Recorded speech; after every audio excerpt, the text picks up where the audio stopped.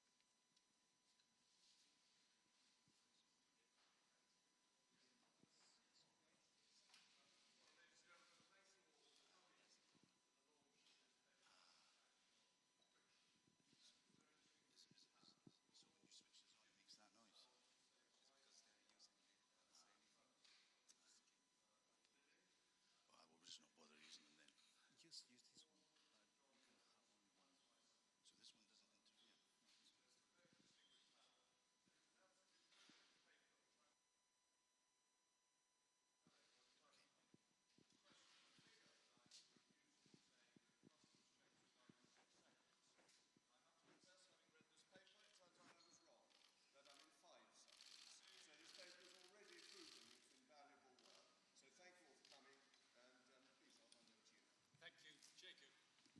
My name is Peter Lilly. I've been involved with trade issues all my parliamentary career. As a Treasury Minister, I was responsible for customs and excise. As Secretary of State, the Trade Ministry, I was involved in negotiating the Uruguay round. We set up the World Trade Organization, and I also implemented the program which created the single market and go down market into it. Finally, for the last decade, I chaired the all-party group on trade out of poverty. So those are my credentials, but the credentials of the rest of the team are far more impressive since they've actually done the business rather than been politically involved. Now, on the 7th of March this year, President Tusk offered the United Kingdom a Canada plus deal. He said, I propose that we aim for a free trade agreement covering all sectors and with zero tariffs on goods and addressing services. And the 3 pluses he mentioned were, first, continued cooperation on security and crime, second, joint programs on research, innovation, education and culture, and third, he said, I'm determined to avoid the particular absurdity that there should be disruption of flights between the UK and the EU, and to do so we must start discussions on this issue as soon as possible. Sadly, instead of saying yes, as long as it applies to the whole of the UK, the government turned down this Canada plus deal. The main reason they gave is that a free trade area would involve more friction, not just in Northern Ireland, but on all our borders with the EU, compared with being in a customs union. Now, proponents of this view, notably the Treasury and BIS, as well as Remain supporting lobbies, assert that friction caused by customs procedures will impose huge costs, cause lengthy delays, disrupt just-in-time supply chains and undermine economic growth. These assertions haven't received the sort of critical challenge which one might expect from our commentariat. After all, these fears are inevitably theoretical. They're about what might happen if we were in a free trade area with the EU rather than a customs union. No one seems to have asked what actually happens in practice in countries which are in just such a position. If friction within free trade areas is so awful, why aren't members of EFTA, the EEA, NAFTA, and the Asian free trade areas lobbying to convert their free trade agreements into customs unions? They don't seem to be doing so. They don't seem to find it as painful as the CBI suggests it will be. And they seem to value the free trade agreements with other countries, which they would not have been able to negotiate had they been in a customs union. And why is it that comprehensive economic studies of different forms of trade agreement find no evidence that customs areas outperform free trade areas. On the contrary, they show that NAFTA, for example, has been much more trade-creating than EU, even though NAFTA is a free trade area and EU is a customs union with quite a lot of pluses. As we show in this paper, many of the problems ascribed to leaving the EU's customs area are imaginary. Customs union are imaginary. And most of the rest are exaggerated. Many are based on simple misunderstandings of how international trade works. For example, references to customs paperwork having to be checked at the border after Brexit conjure up visions of lorry drivers filling in forms which are then laboriously checked against the goods in the back of their vehicle, causing delays and queues. In fact, virtually all customs declarations are made electronically ahead of arrival at port. Most consignments are cleared within seconds of arrival. A tiny percentage are physically checked as a result of risk assessment by HMRC computers or intelligence information. And such checks may be carried out away from the borders at importers' premises or warehouses. Moreover, most checks relate to dutiable goods, illegal drugs or illegal immigrants, and are made on the basis of risk or intelligence information. And Her Majesty's Customs and Revenue do not expect any of these risks to increase or new risks to emerge as a result of Brexit. So they will not require more checks than at present. And the same is true of checks on food, plants and animals coming into this country. In any case, HMRC say, and I quote, they will prioritise flow over compliance to prevent congestion. Much has been made of the importance of just-in-time supply chains, and rightly so. I was, I think, the first industry secretary to try to promote these and other Japanese management methods in the UK in the 1990s.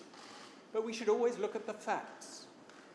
Just-in-time supply chains are not limited to the EU. They operate across customs borders. Between a quarter and a fifth of motor components imported into the UK come from outside the EU. Delays in them would have the same impact on production lines as delays in those coming from the EU.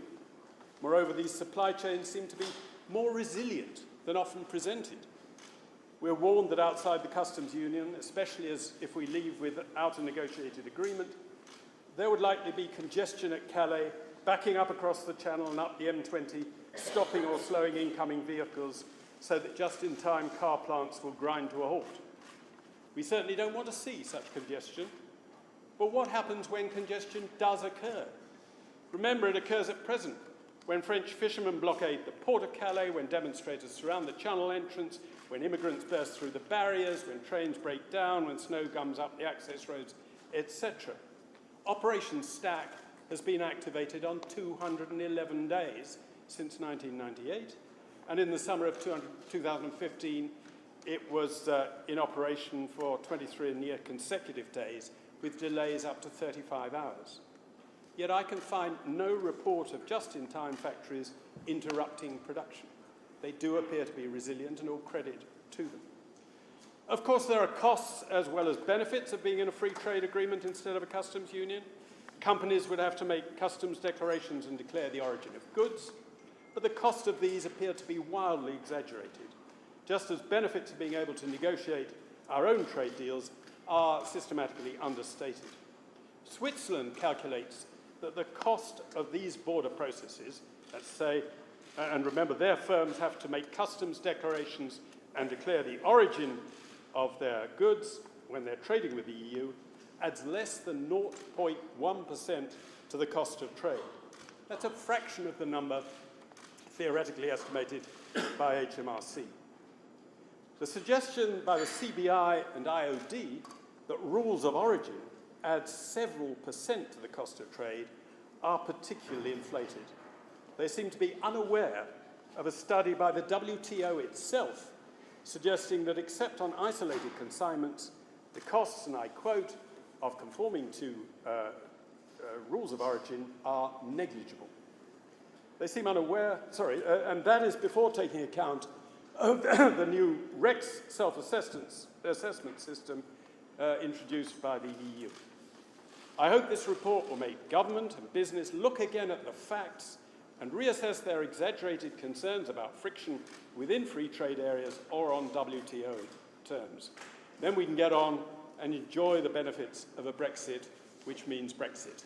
Now I hand over to the rest of the team, or rather to Jaocb, to marshal the rest of the team to hear from practitioners. Thank you.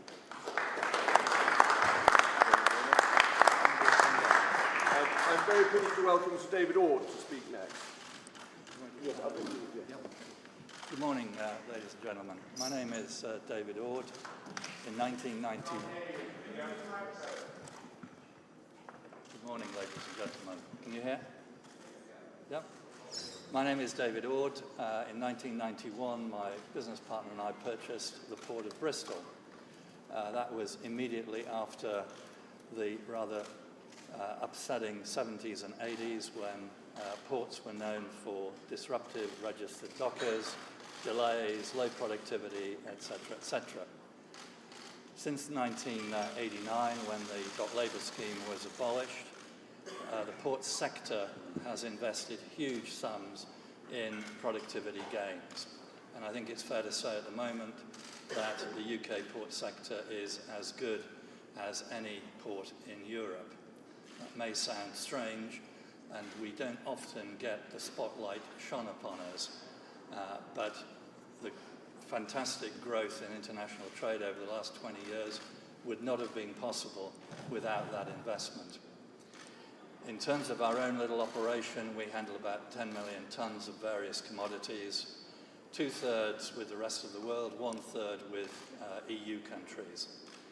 Customs procedures are smooth, they do not cause delays, and inspections are rare.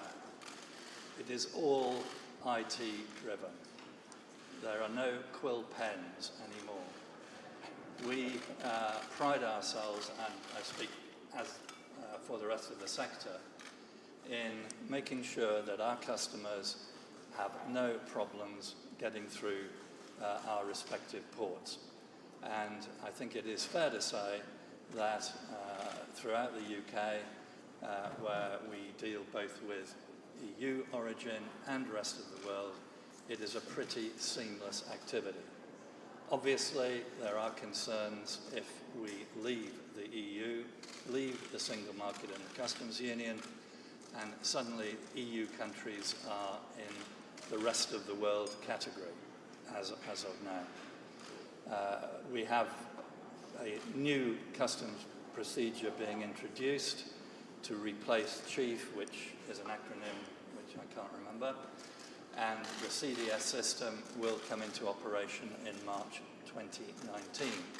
This is being commissioned at the moment, and HMRC are confident that it will work should we leave and we have to process all current EU documentation as if it was the rest of the world. The capacity is there. So in short, I think as the port sector, we feel we have accomplished significant improvements in making it frictionless as possible, and we're confident that should the world change in March 2019, we will be able to continue that level of service.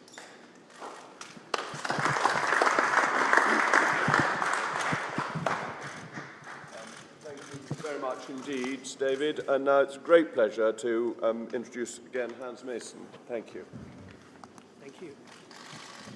Can I use the microphone?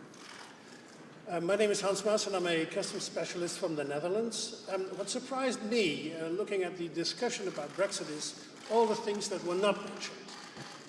There is an opportunity to use the existing customs system within the EU and within the UK to make transparent borders across the North Sea and across the Irish Sea and north-south on the island of Ireland.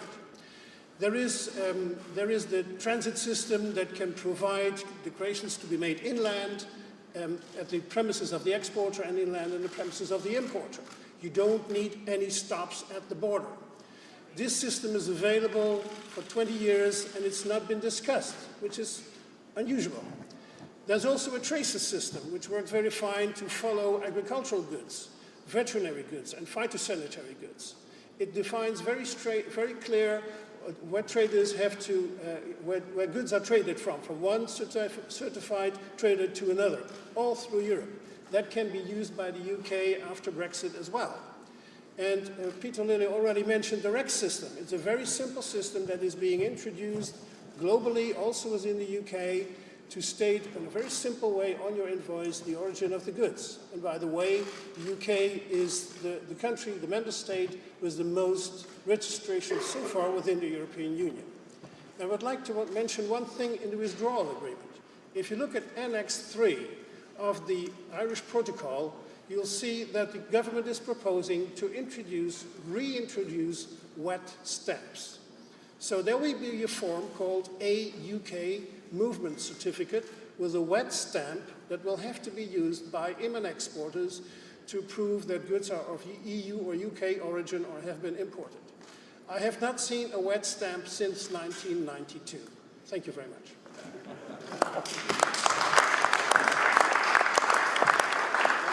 Thank you very much, and now it's a particular pleasure to welcome John Mills to speak to us. Well, thank you very much. You may know me probably more as the founder of Labour Leave than involved in international trade. My day job, for all the years I've been involved in the discussions about the European Union, has been building up a consumer goods company which now trades with 85 countries across the world and moves about 2,000 containers a year from one place to another.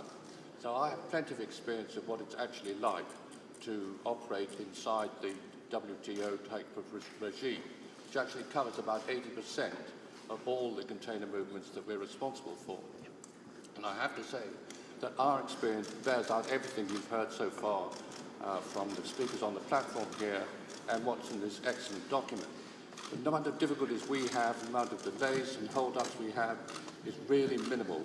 The retail world in which I operate is not an easy one, but one of the problems we really don't have is not being able to get hold of the goods when we need them and to be able to rely on customs clearance taking place pretty quickly so that we don't get held up. We are, in fact, in one sort of industry where just-in-time is just as important as it is in the car industry. If we're running big promotions and can't get the stock, we're in trouble, but we don't have those difficulties. And this is why I think this paper is so important, because I think this country is being scared into assuming that if we have a no deal, if the withdrawal agreement doesn't go through, that we're in for a sort of Armageddon of difficulties. And I think that one of the major difficulties that many people are scared about is that trade between the UK and Europe will be severely disrupted. And all I can say is that my experience suggests that that will not be the case. And it does seem to me that we're making difficult decisions in this country. To do so on the basis of false information is exactly the wrong way to go about it. And the clarity that this document puts forward and the explanations and the detail it provides about how relatively easy it is to get this right, I think is very important. So I very strongly support this document that's in front of you today.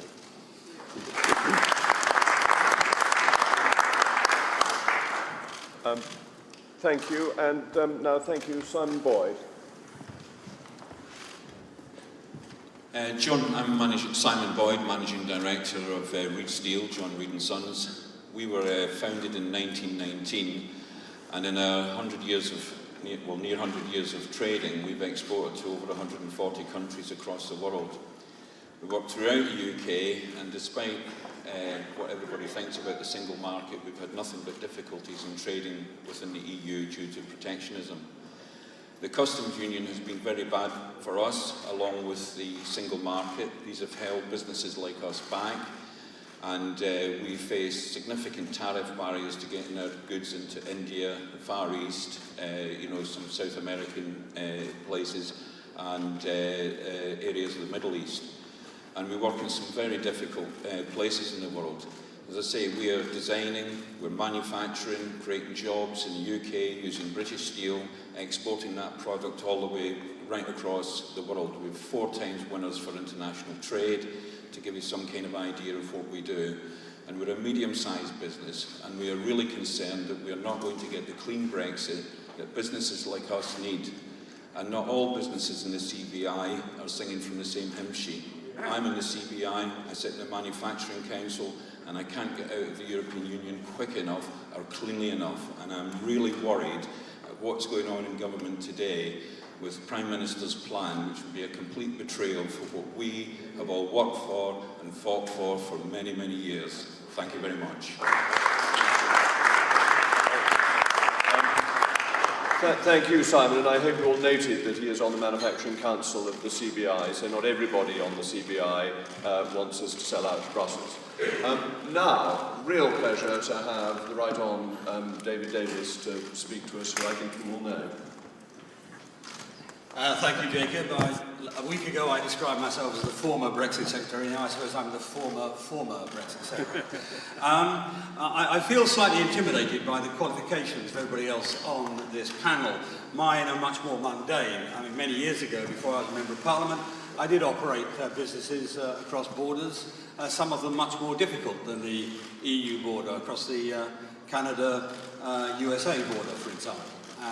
And as a result, when I listened to the sorts of critiques that we are having about our future border arrangements, I just thought they were out of the realm of what I consider to be anything like practical or sensible.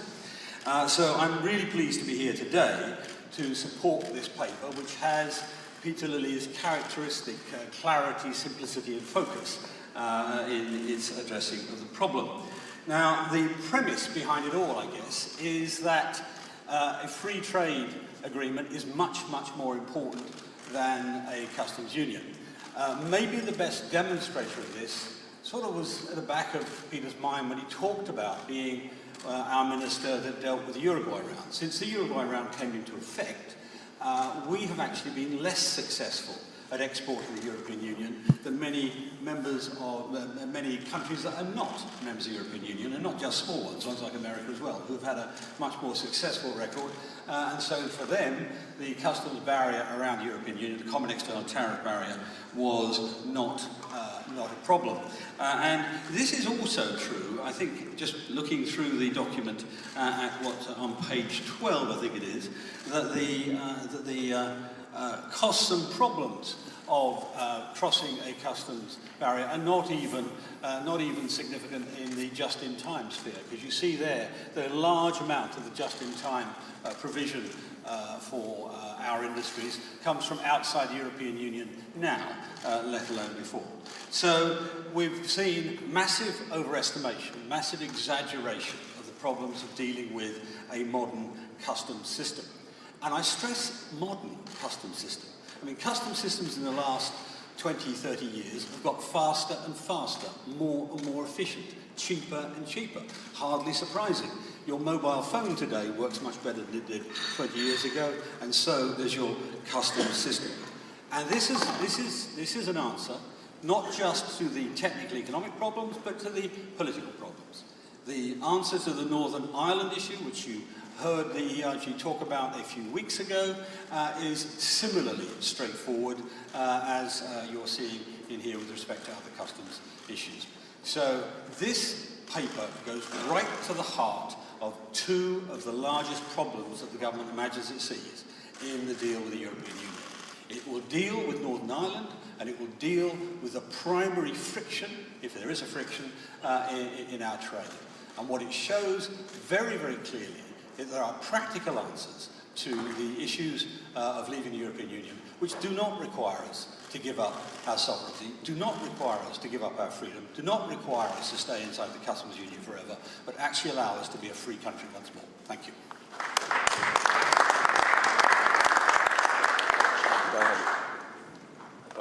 Well, ladies and gentlemen, there's now some time for questions, but the message that you must have heard so clearly this morning is that there is another way. And that's really important, because there's been this feeling that all that can be done is what the government is suggesting, there's nothing else, it's this way or no way. But actually, there is a well thought through, practical, and already available set of systems that could be used. And I think that's the key message from these great experts who are dealing with these matters on a daily basis. So thank you for listening to that, and I'm now very happy to open it up to questions if there are any. So who's going to go first? You want me to go to the BBC first? Thank you very much. Isn't the truth that you've won the argument for Brexit, but you've lost the argument now on how to leave the European Union? And if you can't persuade 47 of your colleagues to write letters in the way that you have to try to unseat the Prime Minister, then why should the public think that you've got the first idea how to organise Brexit? Well, thank you for a very direct and straightforward question. The ERG does not have a collective view, as I've always made clear, and people will come to their own decisions on leadership. But actually what we're seeing from the government is a deliberate decision not to deliver a proper Brexit, but we have a government led by Remainers that want to keep us tied in to the European Union as tightly as possible. The Prime Minister, in her statement on Friday afternoon, said this was the deal she had always wanted, and the deal that she's got is not a proper Brexit. So that's the thing to bear in mind.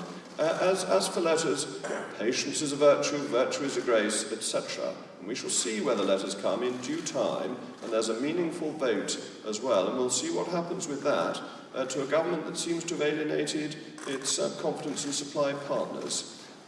However, I'm going to try and keep questions for the rest of the panel rather than for me. If anyone has questions for me, we can go to those perhaps privately afterwards. Please. If I may, Paul Brown from IT News, one for you, Mr. Rees Mogg, and one for Mr. Davis. David Davis, it looks as if the Prime Minister is coming up with a compromise on the Irish backstop, which has been discussing with colleagues like Ian Duncan-Smith, using some of the technologies that you wanted to use when you were Brexit Secretary. If she does bring forward that kind of compromise, would you be interested, and would it persuade you to back the deal? And Mr. Rees Mogg, if I may, aren't you the ones now lacking the confidence of your colleagues? The longer you go with that 48 letters, the less credibility your coup has. Right, yeah, that's good. Well, firstly, I hope you're right about, shall I stand? I hope you're right about the compromise on the Northern Ireland border, because that is a material movement forward, and so I hope that's what happens. But it isn't by itself enough. There's also the question of regulatory compliance as well, and that is very important to our future businesses. We are likely to be in the lead in things like artificial intelligence, genetics, and so on. We cannot be a world leader in those industries if somebody else writes the regulations for us. Similarly, it is not just the Northern Ireland border issue that determines when we get out of the customs union. It is also the question of the customs arrangements, the so-called future customs arrangements that the government proposed. Many people think, and Hans may want to talk about this, many people think this is either impossible or will take 5 or 10 years to put in place. That is also unacceptable. So it's great news if you're right that the Prime Minister is willing to move on the Northern Ireland issue, as I'd hoped she'd done some time ago, but I also want to see her move on other fundamental ones too. Well, indeed, as I mentioned, these existing systems can be used they're ready to be used.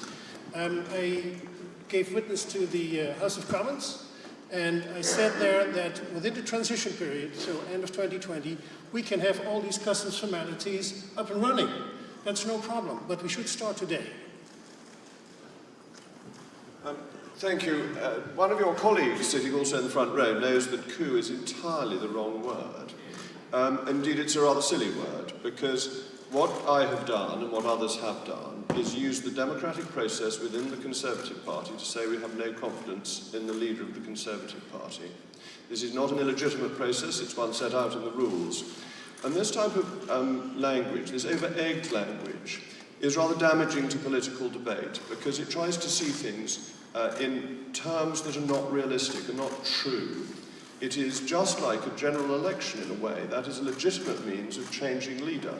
And using legitimate means is completely proper. And people will then make their decision. Do 47 want to come with me or not? Now, I may find that they don't. Or that they don't do it today, but they do it when we get the meaningful vote. That is a decision for them. In politics, you have to set out your stall. You have to say what you believe in. And you then see whether people agree with you or not. Fortunately, in a democracy, it is not given to insist that people follow you, and that is one of the great virtues of our system. I'd better come to the other coup-monger sitting in the front row. Rees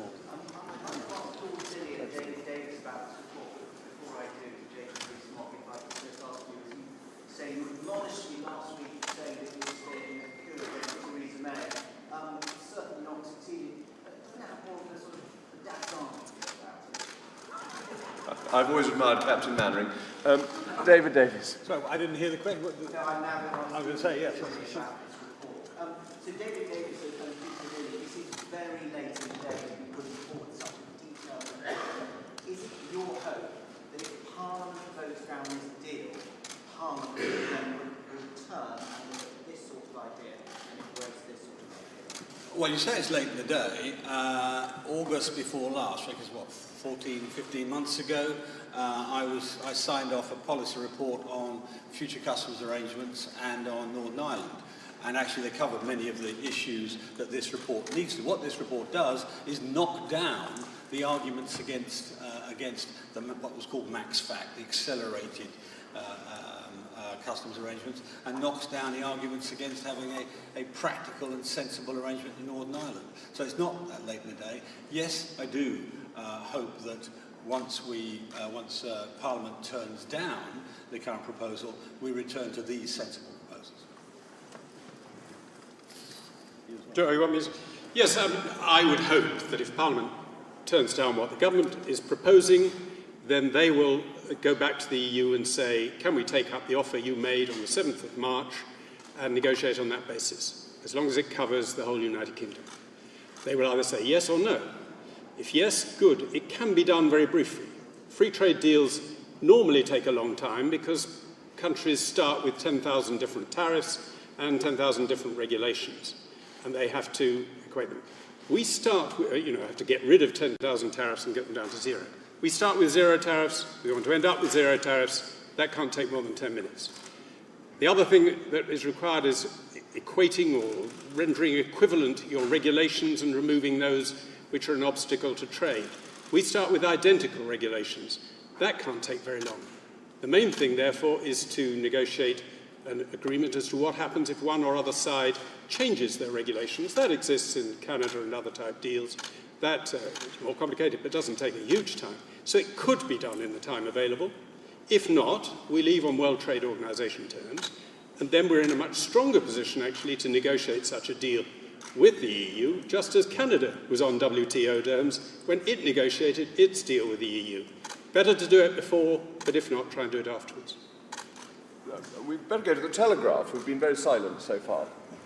Chris Hope, Telegraph. Mr. Rees Mogg, what would it take to withdraw your letter? Would it take adopting this report?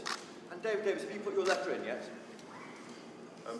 I'm sorry, those questions have nothing to do with today's report, but I will answer any questions anybody has on other matters later on. So would you like to ask a question about the report, or shall I go to... If this report was adopted by the government, would that be enough for the ERG to tone down the rhetoric and move on? The Prime Minister said yesterday that what she said is what she said and she's not going to change it. So I think that's too hypothetical, unless, David, you'd like that. I think we are in a house of God. There's more joy in heaven over one sinner that repenteth than over 99 just men who have no need of repentance. So let us hope that everybody coalesces on a sensible view. Yes, please.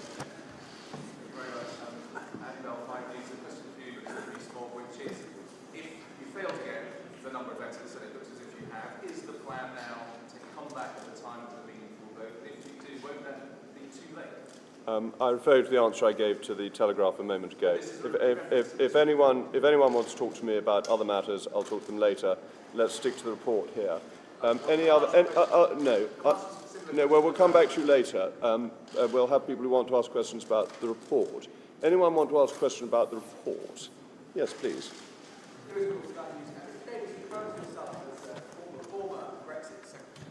Looking back now, the Prime Minister made a statement praising the Brexit party. Did she use you and your successor as a process to try and cover her during the negotiations? Mr. Rees Mogg, just in terms of what's happened over the last couple of days, what we is now is that what you've done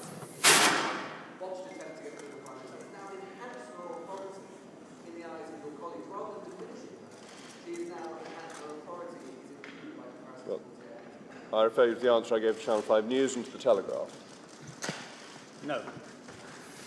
Right. Any more? Yes, please. What world does we not get a deal, but then negotiate a trade arrangement in a transition arrangement, like we're discussing? Sorry, speak a bit more slowly. Say again. Sorry, you write in some time that we could get no deal and arrange a free trade arrangement during a transition period. Surely we get no deal, there is no transition. Look, there are a whole range of no deals, from a straight absolute no deal with no arrangement whatsoever, through a bare bones no deal, much more likely, through a no deal which includes an implementation period and so on. So all possibilities. Thank you. I think that, yes, at the back, yes, please.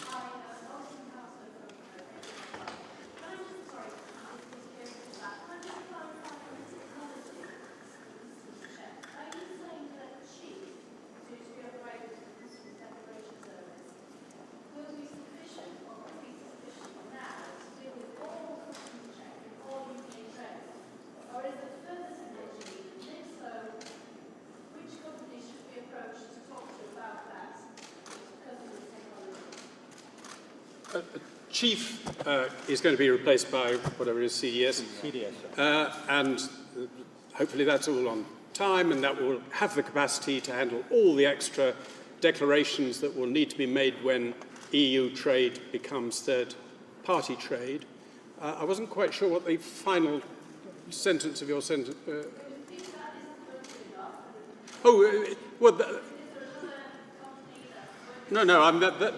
That's fine. It's not that we need new technology. We need to take advantage of the opportunities that exist in existing union customs code for us trading with them, and our own customs code, which we're obviously free to alter, for others trading with us. I referred to a statement that was made at the recent conference of CLECAT, which is an organisation that comprises 19,000 firms across Europe dealing with logistics, customs and so on, and they handle 80% of customs transactions. And the chairman there said all the ingredients to ensure a smooth exit process of the UK from the EU, and which allow almost frictionless trade after the exit, are already available. So we have to make use of them.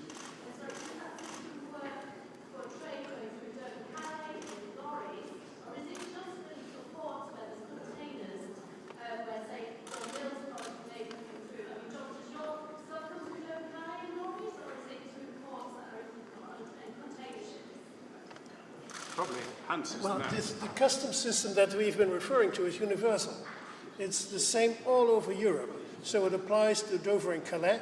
We should not have any custom delays at Dover or Calais. There's no space. 5-meter-high fences, 5 kilometers inland because of illegal immigrants, the White Cliffs of Dover. So trade should be fulfilling its customs obligation inland. From Cologne to Coventry, you can drive without any formalities. And the same can be applied to Northern Ireland. We don't need any infrastructure at the border. That can help solve the backstop. Thank you. I think there was one more question. Yes, please.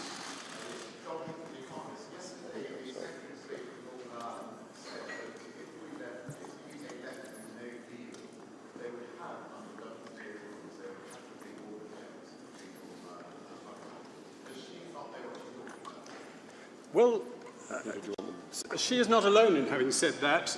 The Chancellor said it and Mr. Varadkar said it. I've repeatedly asked the Chancellor and his officials for the point in the WTO or World Customs Organization rules that require that. They keep promising to give it to me and they never do. So I assume that they are over-interpreting the organization's rules. The rules certainly mean that you can't discriminate between different countries or different suppliers. But you can have different procedures at different ports. Some ports are open 24 hours a day, others not, and that sort of thing. And so you might have different procedures on the Irish border from what you have on the Dover-Calais approach. So I'm afraid you will have to ask her, what's the text she's referring to? And thank you. This really is the last question. Yes, please. What would be German ARD? Mr. Rees Mogg, if it's fair to say that the night of the long knives has turned into the morning of the blunt stick, are you now prepared to see no Brexit rather than your ideal Brexit? I'm going to say once again, that's really the wrong type of language. We've heard clearly from the Prime Minister, and this is an area where I completely agree with her. Let us use moderate language about these serious political matters. Knights of the Long Knives conjures up all sorts of unpleasant images, and particularly, dare I say, coming from German television, is entirely unsuitable for modern political discourse.